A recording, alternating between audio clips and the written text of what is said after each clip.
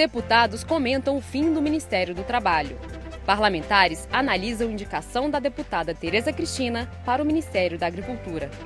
E o Jornal da Câmara vai mostrar também como lidar com a inteligência artificial, que revoluciona áreas como trânsito e economia.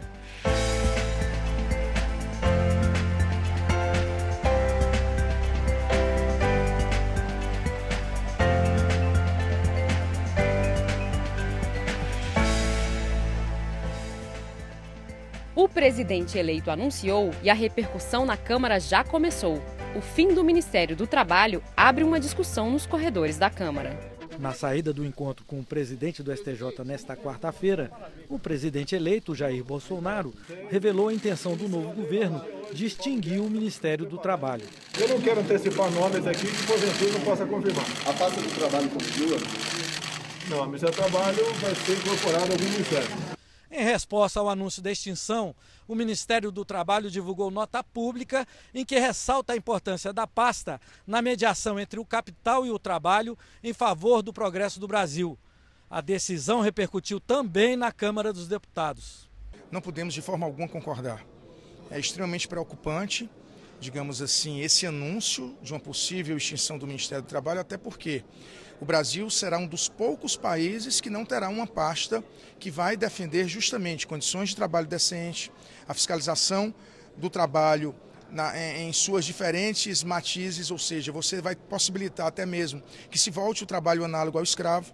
Não acredito, porque o que se quer é preservar a garantia de novos empregos, de novas oportunidades e uma nova geração de oportunidades. E eu acho que é isso que nós vamos caminhar. Nós queremos que o Brasil dê a virada na página da sua maior crise que teve, com o maior número de desempregados, e que a gente consiga evoluir e avançar. A questão não é número de um ministério, são as ações, os projetos, os programas. Né? O que a gente percebe hoje é que não há integração nenhuma. De nada. A educação não fala com a cultura não fala com o esporte. É como se cada ministério fosse um governo diferente. Então eu sou favorável que haja um governo único e as ações podem ser distribuídas em diversos ministérios.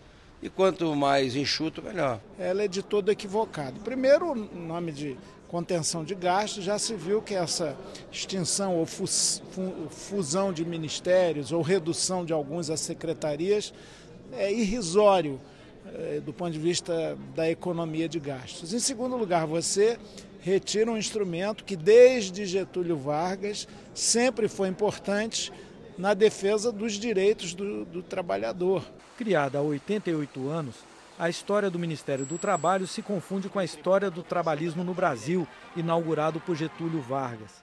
Personalidades ilustres, como o ex-presidente João Goulart e os ex-governadores Franco Montoro e Almino Afonso, estiveram à frente do Ministério, que no passado rivalizava em importância com o Ministério da Fazenda, inclusive com responsabilidade de arbitrar o valor do salário mínimo.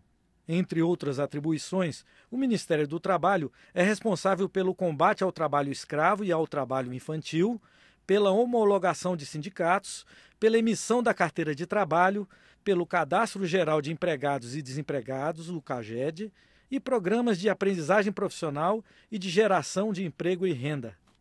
O Ministério do Trabalho é também gestor de dois importantes fundos.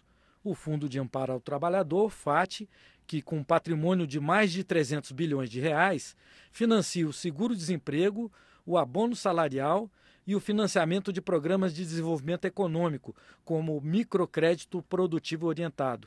E o Fundo de Garantia por Tempo de Serviço, FGTS, que com mais de 500 bilhões é a principal fonte de financiamento da habitação, do saneamento e da infraestrutura no país. E a transição de governo segue movimentando Brasília. O destaque nesta quinta foi a deputada Tereza Cristina, indicada para o Ministério da Agricultura. A própria deputada Tereza Cristina confirmou a indicação em entrevista no local onde trabalha a equipe de transição. Tereza Cristina reelegeu-se em outubro para o segundo mandato como deputada federal pelo DEM de Mato Grosso do Sul. Engenheira agrônoma e empresária rural, ela se destacou no debate de questões de interesse do agronegócio e se tornou coordenadora da Frente Parlamentar Mista da Agropecuária. Foi ontem uma grata surpresa quando a frente colocou o meu nome como nome de consenso das entidades, dos deputados, para ser a ministra da Agricultura. Teremos várias reuniões na semana que vem e terei também uma conversa com o presidente Bolsonaro na terça-feira, né, sobre as linhas, enfim, e como eu disse hoje de manhã, sobre a cara que o governo Jair Bolsonaro quer dar para a agricultura. Presidente da comissão especial que analisou o projeto de lei que muda as regras para o registro dos agrotóxicos, Tereza Cristina teve atuação decisiva para aprovar a proposta, segundo os deputados da Frente Parlamentar da Agropecuária. O projeto ainda precisa ser analisado pelo plenário. Terá muito espaço de debate ainda, ele passou na comissão, é um assunto polêmico, mas os agrotóxicos, diferentemente do que muitos dizem, a comissão especial ela trouxe a modernização, você dar a opção do produtor brasileiro usar as mesmas moléculas que são usadas lá fora, através da agilidade, da transparência e da governança.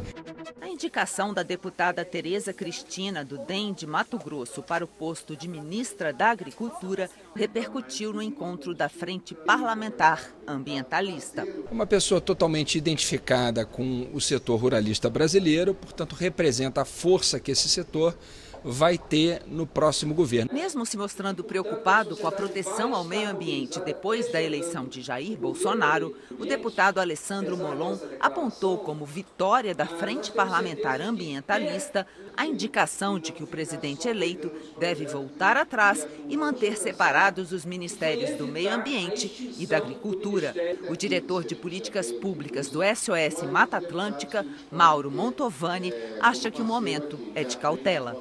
O que a gente tem é muita especulação. Acho que a gente tem que ver uma acomodação, é um novo governo que está chegando aí. O importante é, nós fazemos política pública, não interessa a forma que o governo está, tudo vai passar por essa casa. A Frente Parlamentar Ambientalista promete resistir a pautas que representem retrocesso para a área. Representante da sociedade civil na frente, um dos fundadores do Instituto Socioambiental, Mário Santilli, está otimista com o papel do colegiado na próxima legislatura. Nós achamos que o trabalho aqui vai se intensificar, né? Nós vamos ter certamente uma bancada maior, mais mobilizada, mais diversificada, mais representativa do conjunto do país, e a gente espera, portanto, que a Frente Parlamentar possa ter nessa legislatura um papel ainda mais importante do que teve nas legislaturas anteriores.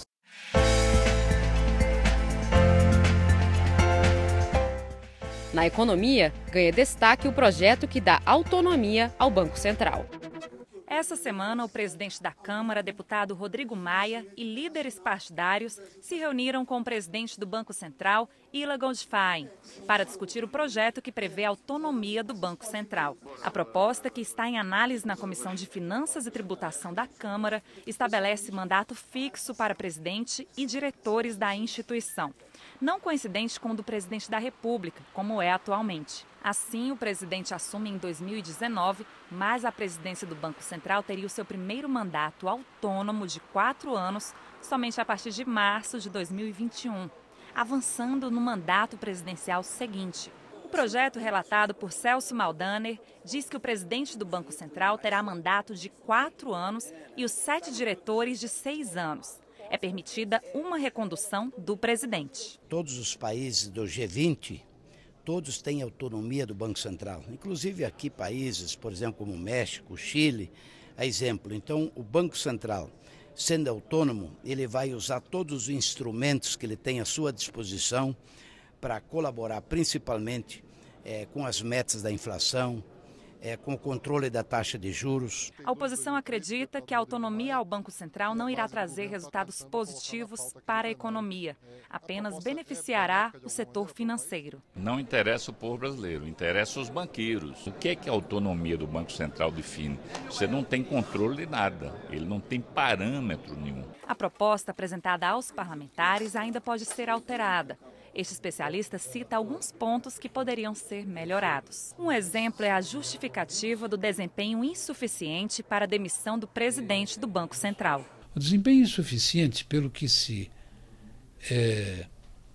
estabelece no projeto, é defender a moeda nacional e buscar estabilidade econômica. Mas isso é muito vago. O que é exatamente apresentar um desempenho insuficiente? Se for seguida tramitação, após ser votado na Comissão de Finanças, o projeto deverá ser analisado pela Comissão de Constituição e Justiça e pelo plenário. Como é um projeto de lei complementar, para ser aprovado precisa da maioria absoluta dos deputados, ou seja, 257 votos favoráveis em 2 turnos de votação.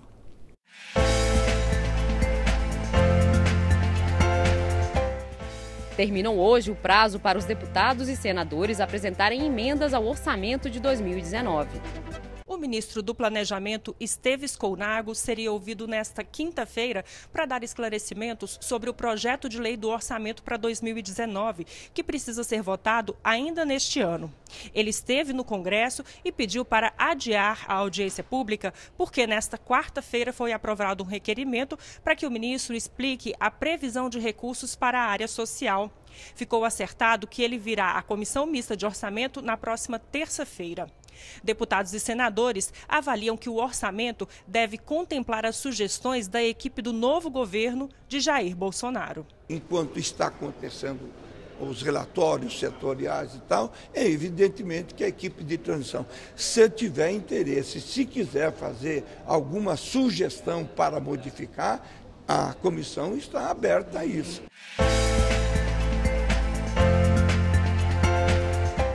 Nesta quinta-feira, os deputados aprovaram aqui no plenário Ulisses Guimarães 3 documentos que são considerados os mais importantes da defesa do país. Vamos explicar um pouquinho de cada um deles. A Política Nacional de Defesa é como se fosse uma lei maior. É ela que traz os objetivos que devem ser seguidos. Quais são os valores para o Brasil? Por exemplo, o que é considerado uma ameaça? O que o Brasil deve proteger e como deve fazer? O segundo documento é o que diz como isso vai ser colocado em prática com o Exército, Marinha e Aeronáutica. É chamado de Estratégia Nacional de Defesa. Apesar de ser mais executivo, obviamente não detalha as ações que serão feitas pelos militares. Traz, em linhas gerais, as diretrizes necessárias para cumprir determinada meta. E completa o pacote aprovado hoje o Livro Branco da Defesa Nacional. É uma espécie de prestação de contas para a sociedade e para outras nações do que as Forças Armadas brasileiras vêm fazendo. Também traz avaliações sobre a estrutura da defesa nacional para defender a segurança e a soberania do país. Por lei, esses documentos devem ser revisados a cada 4 anos. Enviado pelo governo em 2016, esta versão já está 2 anos atrasada. Agora vai para votação no Senado.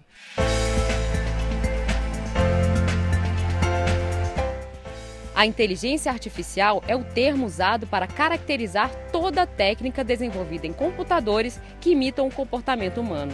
O tema desperta muitas questões que foram discutidas na Comissão de Ciência e Tecnologia da Câmara. Pesquisadores ouvidos na audiência pública da Comissão de Ciência e Tecnologia explicaram onde está a inteligência artificial no cotidiano.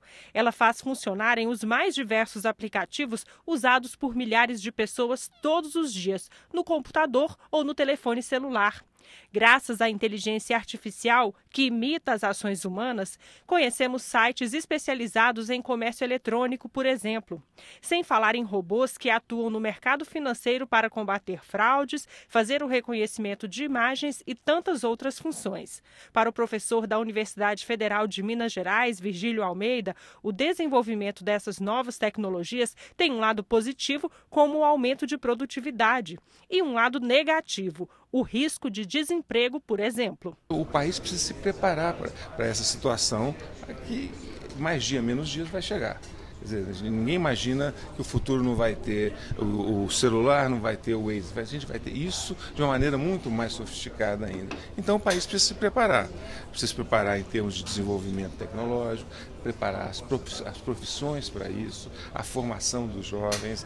É um processo longo de mudança, de transição para essa era cada vez mais digital. O diretor do Departamento de Políticas e Programas de Apoio à Inovação do Ministério da Ciência, Tecnologia, Inovações e Comunicações lembrou que o governo está elaborando um plano de ação para a internet das coisas, para lidar com essas novas realidades. São novos negócios que podem surgir com a internet das coisas. Então, a tecnologia hoje certamente vai ser um grande impulsionador das economias do mundo. O deputado Goulart, que propôs o debate sobre a inteligência artificial, lembrou que o avanço tecnológico pode resultar em benefícios para todas as áreas, até mesmo a saúde pública. Ele defendeu que o país atualize a legislação e valorize os investimentos em robótica. É muito importante que o Brasil invista muito. Você tenha hoje a tecnologia mais capaz do que o próprio ser humano de descobrir doenças, né? E nós temos, talvez, com um tratamento mais barato, inclusive o investimento do governo brasileiro, do Ministério de Ciência e Tecnologia com a Marinha, está desenvolvendo o reator atômico para o tratamento de oncologia. Esta edição termina com as imagens feitas pelos fotógrafos da Câmara durante as atividades parlamentares da semana. Amanhã é dia de Revista da Câmara, às 8 da noite. O Jornal da Câmara volta na segunda-feira.